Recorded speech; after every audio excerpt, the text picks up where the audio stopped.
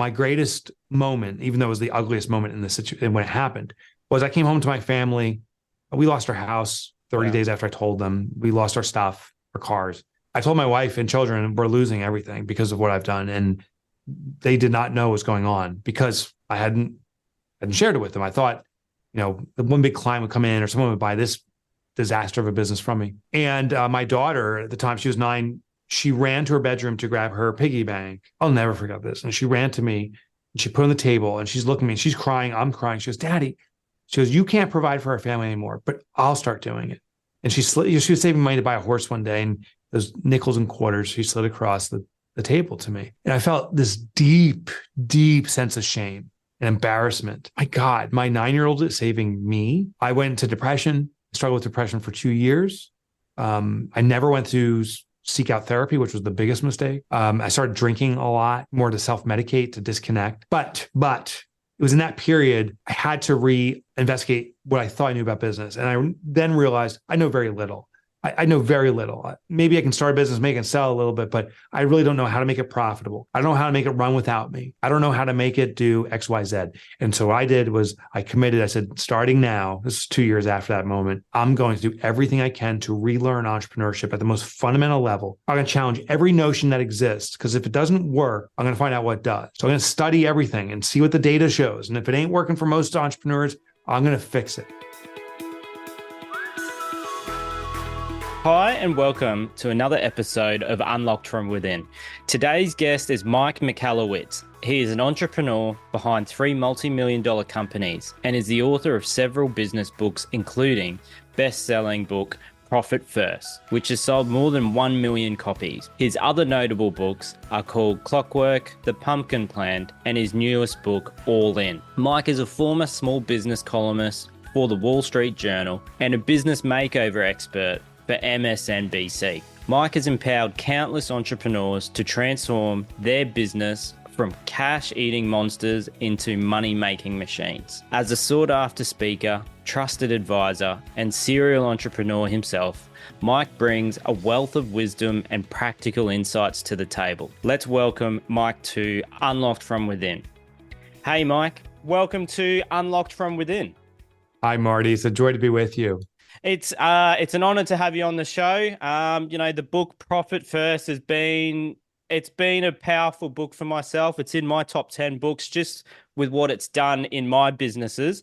So I do want to get straight into it and, tell us about your story. Yeah. So, entrepreneur my whole adult life, or most of it, I should say, ever since university. And today I'm an author. For the last 15 years, the reason behind it is even though I've been an entrepreneur, I haven't always been successful. I had some exits, which sounds great, but I also had some big calamities, big crashes, and also when I operated businesses, they weren't profitable. They looked healthy from the outside; they were dying inside. I 15 years ago had kind of a wake up call and said, what am I going to do with my life? And I said, I'm going to figure out entrepreneurship from the roots. And I'm going to challenge every established belief that's out there and find what I believe to be the real truth. I'm going to do it through testing and research and interviewing, my God, thousands, tens of thousands of people now, and finding out these perennial truths. When I find something, I commit to testing it in I own multiple businesses, testing in my own businesses. And when I know it works for sure, then codifying it, putting into a book and sharing with other folks to benefit from it. I got to admit, every book I've written selfishly is serving me too, because these are things I need for myself. Powerful. Yeah, how I stumbled onto Profit First, it was had a product-based business, and I came from a background of service-based business, selling industrial retail, selling and leasing industrial retail, commercial real estate, service-based business, and then went into selling. I've got a snow brand because I love snowboarding, which is the NFPD snow brand. But I was like, oh yeah, I've just got to put the same amount of effort and hours into it, and I didn't realize that how much more energy, how many more moving parts, so many more overheads that you're juggling, that it wasn't until I think it was year 3 or 2.5 years in that we were like, "Oh, we're getting lots and lots of sales, but are we profitable?" And then the question was, no, we're not. And then it's Yeah. like, and then the other question part of it was like, when are we going to get paid? Because Yeah. we had that mentality of, oh, okay, I guess well, the business will just eventually pay us. Yeah. So that's one of the biggest challenges that I hope to help entrepreneurs overcome is the belief that if I'm not profitable now, if I grow more, that I will be profitable at some point in the future. And inevitably, it actually lessens the likelihood because what we do is we have something that's not working now, we're selling and it's not profitable. Increasing the volume of what's not working doesn't make things better. It feels like it would. And we have this artificial loop back or feedback, which is cash flow. So every time you sell, if you can collect the money quickly, we have the sensation that we're making more money, but then we have to earn it out by doing the actual work or delivering the product. There's costs associated with it. So many businesses get caught in the cash flow game. They're not profitable now. So they say, gosh, I got to sell more. They start selling more and they say, yes, look, more cash is coming in, not understanding that money's going to go right back out as you try to sustain this. And then when they do feel that, they say, well, we got to sell even more to get more cash flow. Those businesses, it comes crumbling down. The day comes where you can't keep selling more and more. And if you plateau your sales, all those expenses come rushing behind it and it takes the business out. So what I help to teach businesses and what I do with my own business is we got to be profitable from day one. The second we start, every transaction needs to be profitable. And if we're already in business, let's stop worrying about sales. Let's start worrying about profitable sales and start reorienting the business. It's funny. It's these established businesses, these quote unquote big businesses doing millions and millions or tens of millions in revenue or hundreds of millions in revenue that are actually harder to make more profit, harder to make profitable than a brand new business. Because a brand new business doesn't know right from wrong. They don't have established momentum. They don't have a market presence. So we can just set it up right from the get-go. It's these more established businesses that we have to unwind, re-educate the market, increase prices, fix margins, bring about efficiencies. But I will tell you this, any business can be profitable starting tomorrow. That's why I wrote Profit First, is you start taking your profit. And what will happen is when you start allocating that profit, it will force your hand to make those hard decisions on efficiency and margins and all the different things today, rather than playing the cash flow game and then worrying about that stuff one day in the future when it's too late. Powerful, powerful. And like for you, like you say in the book, like was it after the second business that you sold that you sort of realized you needed to change? If you're going to go into business at the third time, you've got to change something on the day to day. Is that what happened? Yeah, it's a little more tragic, but that's effectively, I grew two businesses in the tech space, both in tech services. The first company I sold to private equity. Second business I sold to a Fortune 500. So I believed, just build businesses quickly and dump them, and that's how you make your money. I did start a third business as an angel investor, and I was horrible at it. I didn't know what I was doing. I was aimlessly putting money in these businesses, assuming that if you start a business and you sell it, that's how you make money. So I'll just start as many as possible. But I had no clue what I was doing. I was totally clueless. Additionally, I was so arrogant. I believed I have to live my new lifestyle. I have this amazing standard. And so forth. So I sold two businesses. So my expenditures personally skyrocketed to meet my new life standard, and my income, hit the floor. It dived into the cave because I had no idea what I was doing. So 2 years after selling my second business, all that spending came to an abrupt stop because I had vacated all my money. I was on the verge of bankruptcy. And the story I share in my book, and this became my greatest moment, even though it was the ugliest moment in the situation when it happened, was I came home to my family. We lost our house 30 days after I told them. We lost our stuff, our cars. I told my wife and children we're losing everything because of what I've done. And they did not know what was going on because I hadn't shared it with them. I thought, the one big client would come in or someone would buy this disaster of a business from me.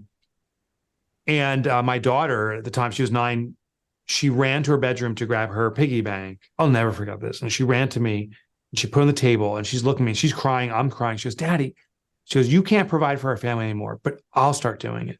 And she was saving money to buy a horse one day, and those nickels and quarters, she slid across the table to me. And I felt this deep, deep sense of shame and embarrassment. Like, my God, my 9-year-old is saving me. I went into depression, struggled with depression for 2 years. I never went to seek out therapy, which was the biggest mistake. I started drinking a lot, more to self-medicate, to disconnect. But it was in that period I had to re-investigate what I thought I knew about business. And I then realized I know very little. I know very little. Maybe I can start a business, make and sell a little bit, but I really don't know how to make it profitable. I don't know how to make it run without me. I don't know how to make it do X, Y, Z. And so what I did was I committed. I said, starting now, this is 2 years after that moment, I'm going to do everything I can to relearn entrepreneurship at the most fundamental level. I'm going to challenge every notion that exists, because if it doesn't work, I'm going to find out what does. So I'm going to study everything and see what the data shows. And if it ain't working for most entrepreneurs, I'm going to fix it. And that's been my last 15 years. And I truly believe it's going to be the rest of my life, is trying to find the things that make entrepreneurship simpler, make it more accessible, and help entrepreneurs achieve what they want, which is personal freedom, financial freedom. Entrepreneurs don't just deserve that. The world needs that. We're the creator of jobs. If entrepreneurs fail, we're all done. And so I'm vehement about finding this out and sharing everything that I find. Amazing. And you had a funny story in the book where you talk about the kids eating everything in the house. Oh, and you had your aha moment. Can you talk a little bit about that? Yeah. So I have 2 sons. I have a daughter and 2 sons. And at the time, my 2 sons were teenage boys. The food consumption, if you've been a teenage boy, if you ever have teenage boys, you'll get this. But just being a teenage boy, the food consumption is unbelievable, and they were tearing through food. And I won't recount the whole story, but it is funny. They wake up at 2:00 in the afternoon. That's their morning time, and they smell and they fill up the bowls. But what I realized, my sons would grab a bowl for cereal, they'd pour the cereal in, it would overflow it, and they'd pack as much as they could in there, and then they would eat and go back to their lair. Well, what I realized was this concept called Parkinson's law. And what Parkinson's law says, that the container dictates the consumption. So it's not how much we actually want to consume, it's how much is made available to us will dictate how much we consume. And this is true for everything, like time. If you and I are discussing a contract and I say, I'll get it to you in 1 week, it'll probably take me a week. The container is 1 week. But the same guys have the same conversation, but I'll say, I'll get to you in 1 day. Everything else is the same. I'll likely get to you in a day. I've condensed the container. So I said, I'm going to get smaller bowls. Now, the trick with this is you got to do it in stages. I didn't get these little dessert cups. I got slightly smaller bowls. Because if I went too fast, they would notice, go, hey, Dad, what's going on? I got slightly smaller ones. And they didn't notice. And I did it for about a month, and I got slightly smaller bowls. And I reduced the size of the bowls over about 6 months to half the size. And they literally never noticed. Their behavior didn't change. They kept on filling it up. But now the consumption was half because the container was half. And this was a realization, my gosh, this is how money works. You may have noticed in your own business, Marty, and anyone listening in, as we get more income, the container, the bank account is getting bigger. We spend more. It's the big cereal bowl. And we don't even feel it. It's a subconscious behavior, but we spend it all. So what we do with Profit First is we start reducing the containers. We carve up that cash that comes in to different responsibilities. We even hide some money away so you don't steal from yourself. And what's left over to operate the business is a smaller container. And just like my sons, you start to adjust. My favorite part, though, is I've had the opportunity now to survey well over 100,000 entrepreneurs, sometimes through informal surveys at speaking engagements, other times online. And what I hear consistently is, with less money made available to the business, it does not compromise the business's performance. It doesn't slow down growth. In fact, it actually sparks faster growth. This is the fascinating thing. It does the reverse. And these businesses are profitable. So many businesses, we don't need to change anything in them. We just take the profit first. We reduce the container to operate the business, and they subconsciously or consciously start to adjust their spend, and the business right sizes itself.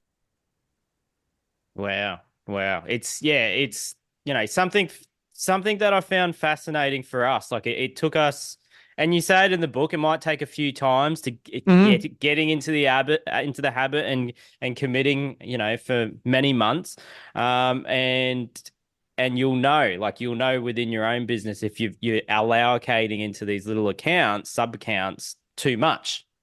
Yeah. And I found what worked for myself was whenever a sale was coming in each day to then transfer it on a daily basis. For some reason, that Yeah. was working better. But we were like, oh, we'll just start with $10 a day going into each account. And then I was like, oh, yep, this is working. And then we quickly ramped it up to $20 a day. Yeah. Even though you were saying just leave it for 3 months and see if you don't touch those accounts for 3 months, then it's the sign to go to the next stage, Yes. increasing. And I was like, oh, no, it's working really well. I'll just see if I can speed it up. But no, we ended up taking funds from each account and, Yeah. And buying, start putting it back. Yeah, putting that it back and happens. moving it around. And so then that was the realization. Let's just start it, bring it back to $5 a day and start from there. Good for you. Um, what was There's an interesting? interesting. Yeah, Yeah. I'm what was sorry. interesting was like the unforeseen circumstance would pop up and we'd have to dump all Yep. the accounts. And Yep. for myself, instead of being, oh, we had the money, I was annoyed that I had to start again with the accounts. And Yeah. it might have taken me maybe like 4 weeks or 6 weeks to get back into the habit of just getting back into it. What was fascinating was in that period, organically, our sales dropped. Oh, interesting. And so this happened 3 times over the course of 2 years, this cycle of, dumping the Yeah. accounts. And so I just wanted to know, like, what do you think, like, the psychology of that or the behavior of that, where it's like we got more sales organically when we stuck to the system? Yeah. Is it a Yeah. worthiness, like a worthiness belief, Yeah. do you think? There is some interesting behavioral stuff. And thanks for asking what the psychology is, because I think some people don't realize that Profit First is a behavioral based cash management system. I'm not a psychologist. I didn't study it in university, but it is an absolute passion of mine. I've read more content on it, interviewed more people about the behavioral psychology of so many elements, because I believe when we understand how our mind operates, we can start putting guardrails into channel the outcomes. So Profit First, probably I've engaged about 30, maybe even 40 different behavioral components. I actually can't remember the names. I documented them once, but there's one called hyperbolic discounting, which applies here. Loss aversion is another one, but hyperbolic discounting is where we put more significance on short-term reward, even if it's less than the long-term reward, because the long term's too far out. So if I said, hey, I'll give you $5 today, or I'll give you $10 in a year from now, you're probably more likely to say, give me the $5 now. Logically, we know that's 100% interest in return in 1 year. $10 is a far better deal. But hyperbolic discounting says, no, get it now. Bird in hand's worth two in the bush. So what happens with Profit First is when we start doing it, we're like, wow, I just put $5 away or $10 away. That's a no-brainer. It's working. Next morning, let me put $20 away. This is easy. So we start putting more significance in the moment without considering the long term. Oh, there's a big expense coming that we can't even see. We're almost subconsciously blind to it. There's the unexpected that's going to happen. Or there's the expected, but we're just discounting it. The mortgage, the rent's going to pay, employee payroll's going to happen, but it doesn't feel it. And then it comes. And when it hits, hyperbolic discounting causes us to do this flip over and say, my gosh, we got no money. Clear out all the accounts, fix this. Everything's, we're in big trouble. And we get this kind of purge and binge, gluttony and starvation kind of oscillation. So the method we use is a technique called habituation, but basically you start slow and you build it. You start slow and you let it grow over time to build in this habit. What's interesting about habituation is something at a certain point will be so consistent that we don't even consciously think about it. Just that's the normal thing. So with Profit First, we start with a small allotment, something that won't affect you negatively. So when a surprise comes, business basically feels the same. Well, now over time, this profit's starting to grow and it's not affecting us negatively in any way. That's when we start increasing it.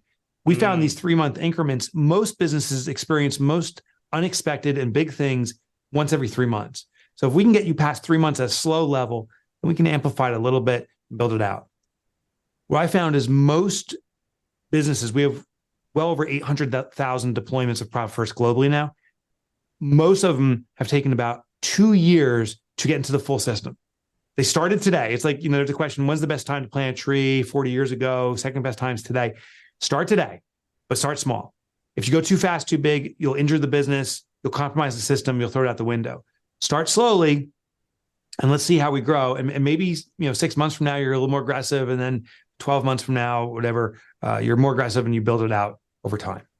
Yeah, it's amazing. It's amazing. Like one of my clients, he has a lawnmower business. He just started the Profit First system in December, and he was on a little bit of like government assistance. And he said this is the first time he's going off government assistance. They said maybe this is a good time to get into the habit of setting up the Profit First system. And I literally just had a session with him yesterday, and he said he started this business in 2013, and as of last week, he did his biggest week of sales to date.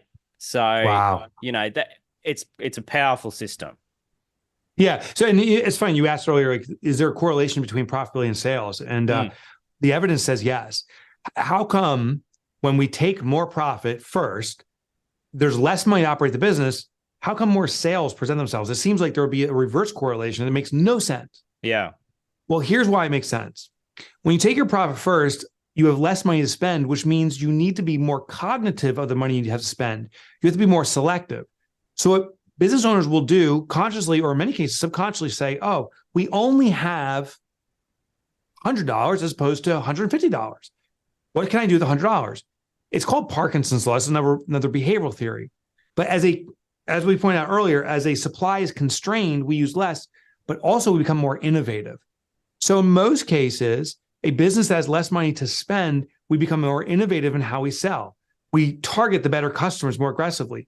We feel a hunger because there's less money there. So we actually maybe sell more actively, but it triggers many of the components that bring about a better positioning of the business because we're leveraging the things that work. We're using money more cautiously. Our energy increases to sell because we want to cause more cash flows to the OpEx. So there's a lot of these behavioral trends that use that. So we often see a correlative effect of more profit, more growth. Yeah. It's interesting. Yeah. And I guess because it's taking also, you're shifting from being out of a reactive state of that bill's coming up, and that's taking up time, space, and energy in your head each day. That would free you up to actually innovate. Yeah. And so we can make better sales too. So you can innovate, but you're not hungry for, every sale is not the same. When someone says, I sold 10 clients and made $1,000, and someone else says I sold 10 clients and made $1,000, that is not the same business or same money.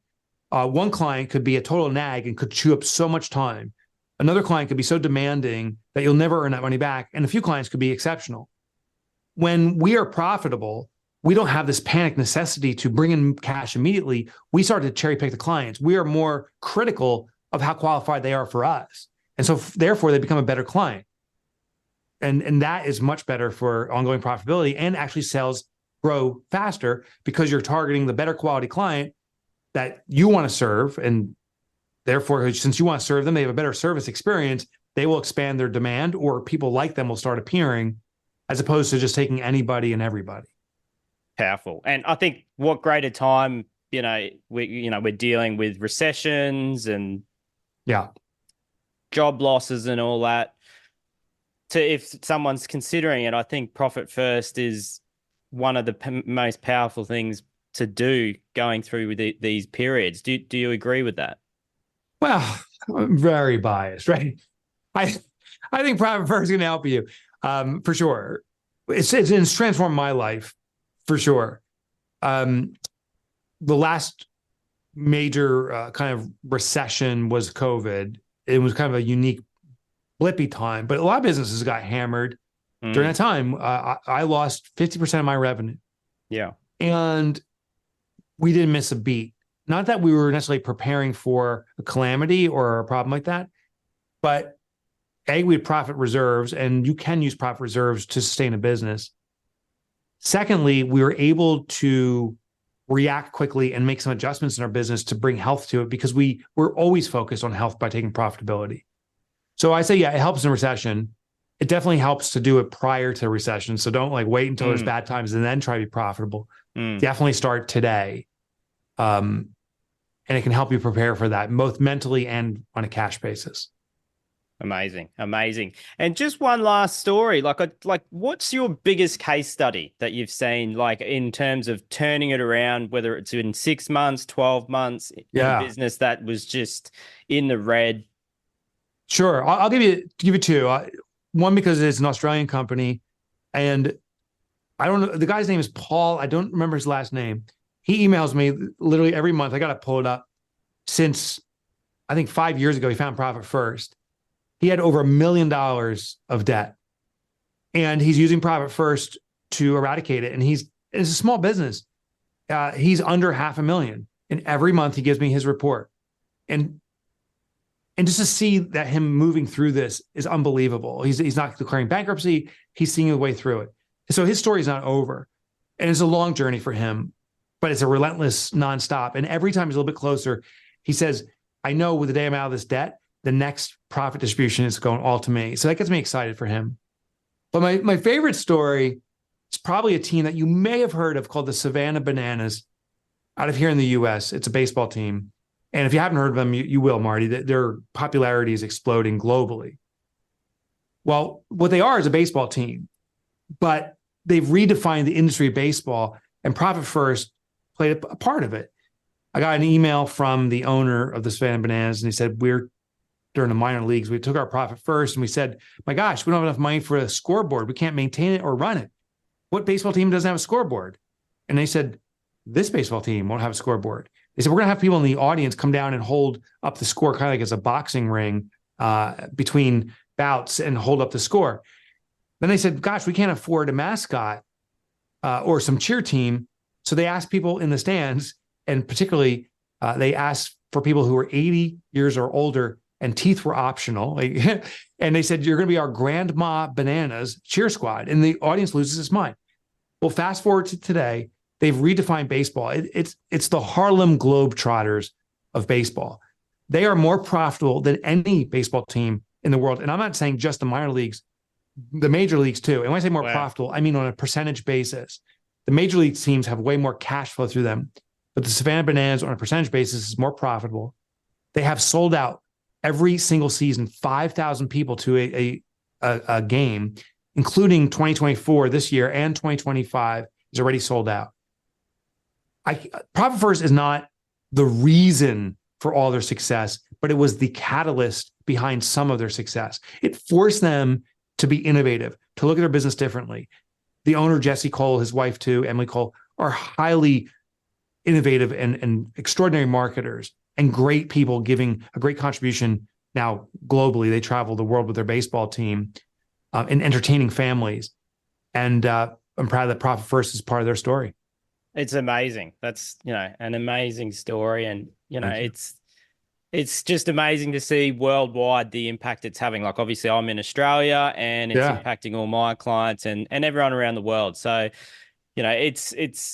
it's something I think everyone should have a check out. Like I said, it's one of my top 10 all-time books because of the difference it's made in my life and my businesses. So again, thank you for coming on today on Unlocked From Within. It's been such an honor, and love to do it again. That would be a joy. Marty, thanks for having me. Take care. Thanks, Mike. All right. Bye-bye. If you love today's episode, could you please do us a favor and like and comment on what insights you learned from the episode? And please comment who else you'd like interviewed in the future. Your comments do make a difference in us being able to grow the show further and get future guests. If you think the episode could really help someone, please share the episode with them. If you'd love to learn more about Mike and get access to the treasure trove of entrepreneurial tips, visit Michalowicz.com. He is also available on Instagram, Facebook, and LinkedIn, and I'll have links in the show notes also. If you'd love to purchase the Profit First book, it's available on Kindle, audiobook, and hardcover on Amazon. If you're interested in removing a subconscious blockage or limiting belief and would like a session with me, please reach out to me at martyclay.com. It's available in one-on-one sessions, which are over Zoom or in person. If you're interested in my next workshops or corporate events, please also go to visit martyclay.com. Again, thanks for listening.